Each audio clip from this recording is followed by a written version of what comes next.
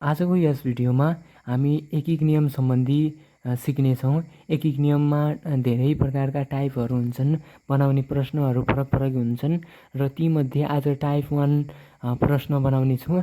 यो आज डे 2 हो र प्रश्न नम्बर 1 यस प्रकार रहेको छ। एउटा घरको छाना मर्मत गर्नलाई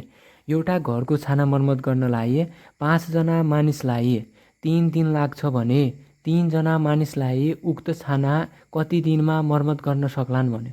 के भन्यो भन्दा एउटा घरको छाना मर्मत गर्नलाई 5 जना मानिसलाई 3 दिन लाग्छ। 5 जनालाई 3 दिन लाग्छ भने 3 जना मानिसलाई उक्त घर मर्मत गर्न कति दिन लाग्ला भन्यो। छानो मर्मत गर्न कति दिन लाग्ला भन्यो।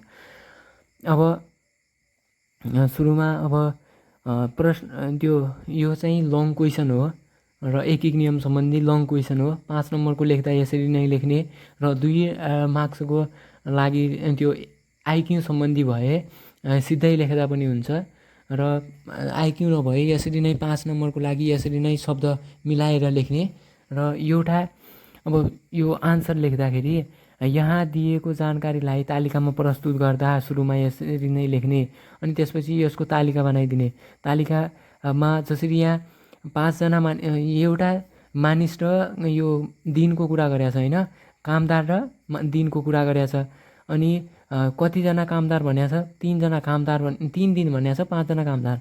त यसरी हेरौँ, कामदारको सङ्ख्या राख्ने सुरुमा एकातर्फ कामदारको सङ्ख्या र एकातर्फ समय दिन राख्ने र कामदारको सङ्ख्या जति दिएको छ त्यो राख्ने। जसरी कामदारको सङ्ख्या 5 छ, 5 जना कामदारलाई 3 दिन लाग्छ भने 5 जना यो मानिसको ठाउँमा 5 राख्यौँ र त्यो दिनको ठाउँमा त्यो 3 दिन राख्यौँ।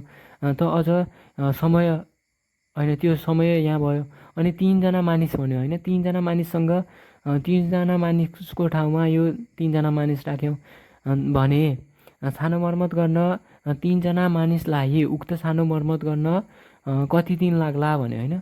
कति दिन लाग्ला त्यो दिनलाई चाहिँ यक्ष मान्यौँ, त्यो थाहा छैन हामीलाई। त अब यो प्रत्यक्ष हो या अप्रत्यक्ष त्यो बुझ्ने होइन। अप्रत्यक्ष हो या प्रत्यक्ष त्यो बुझ्नु पऱ्यो हामीले। प्रत्यक्ष अप्रत्यक्ष बुझ्नलाई हामीले जसरी यो 5 बाट 3 भयो होइन, यो घट्यो त यहाँ पनि घट्यो भने यो प्रत्यक्ष भयो।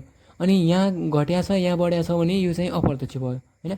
त यहाँ घट्यो, यहाँ के हुन्छ अब जसरी 5 जना मानिसलाई एउटा छानो मर्मत गर्नलाई 3 दिन लाग्थ्यो, 5 जनालाई 3 दिन लाग्थ्यो भने 3 जनालाई त बढी दिन लाग्ला होइन। जसरी एउटा घर छ होइन, घर छ त्यो घरमा 5 जना कामदार लागेको छ, 5 जना कामदारले 3 दिनमा त्यो घर पुरा गर्दैछन् भने अब 2 जनालाई तपाईँ घरमै रहौ भन्यो होइन। 3 जना मात्रै काममा लाग्यो भने त्यो 3 जनाले चाहिँ बढी दिन लाग्ला होइन। कमजना भए त बढी दिन लाग्ला, त यो बढी लाग्ने भयो। यो चाहिँ यहाँ घट्यो 3बाट, यो 5बाट 3 घट्यो, यहाँ 3बाट बढी होला होइन। त्यसको लागि चाहिँ अब यो के भयो, यो अप्रत्यक्ष भयो। अप्रत्यक्षसँग हाम्रो कस्तो सम्बन्ध हुन्छ, अप्रत्यक्षसँग यसरी यस्तो सिधा सम्बन्ध हुन्छ, सिधा इन्टु गरिन्छ। त प्रत्यक्ष भए यसरी क्रस गुणा गरिन्छ। त यो अप्रत्यक्ष भयो, अप्रत्यक्षसँग सिधा सम्बन्ध हुन्छ, अप्रत्यक्षसँग सिधा सम्बन्ध हुन्छ। अब लेख्ने यहाँ कामदारको सङ्ख्या र काम गर्न लाग्ने समय बिचको सम्बन्ध अप्रत्यक्ष विचरण भएको हुँदा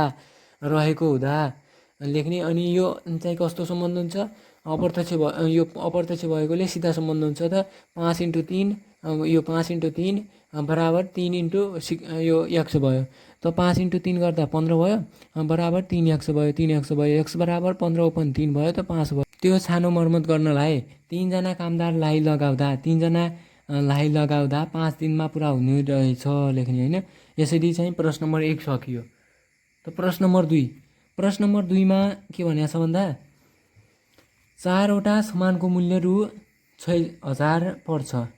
4वटा सामानको मूल्य रु 6000 पर्छ भने उही प्रक्रियामा 12 सामानको कति पर्ला भन्यो होइन।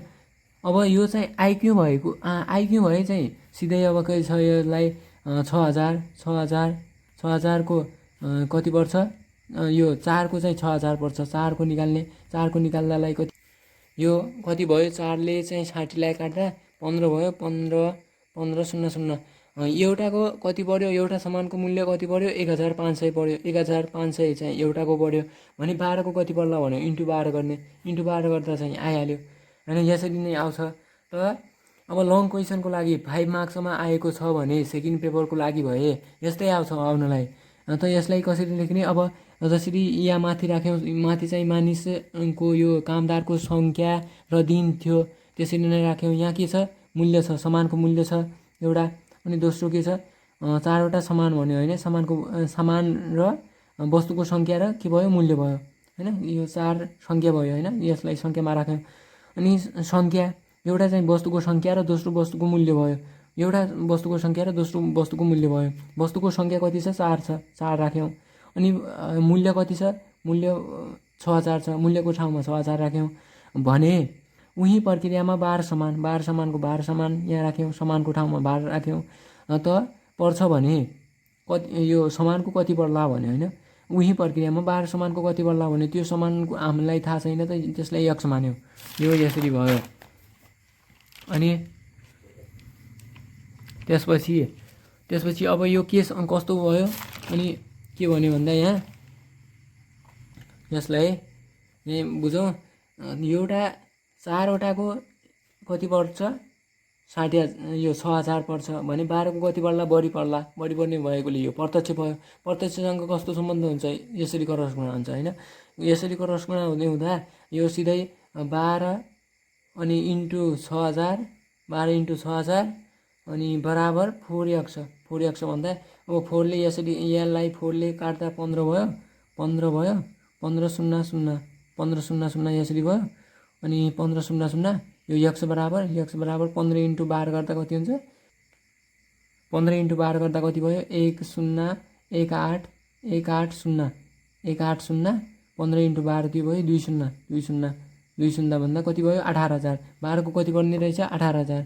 4को 6000 पर्छ भने 12को कति पर्छ? 18000। त यहाँ कति आएछ? 18000 नै आएछ। त दोस्रो यो भयो। अनि टाइप 2 दोस्रो दिन हेर्नेछौँ, दोस्रो भिडियोमा हेर्नेछौँ। यो चाहिँ 2079मा गण्डकी प्रदेशमा आएको 4थो लेभलमा आएको क्वेसन छ। अनि यस्तै यी सबै कहीँ न कहीँ आएकै प्रश्नहरू रहेका छन् र यो दोस्रो दिन हेर्नेछौँ। आजको भिडियो कस्तो लाग्यो? यसलाई राम्रो लाग्यो भने लाइक कमेन्ट गर्नुहोला र च्यानललाई भने सब्सक्राइब गर्न नभुल्नुहोला। Thank you.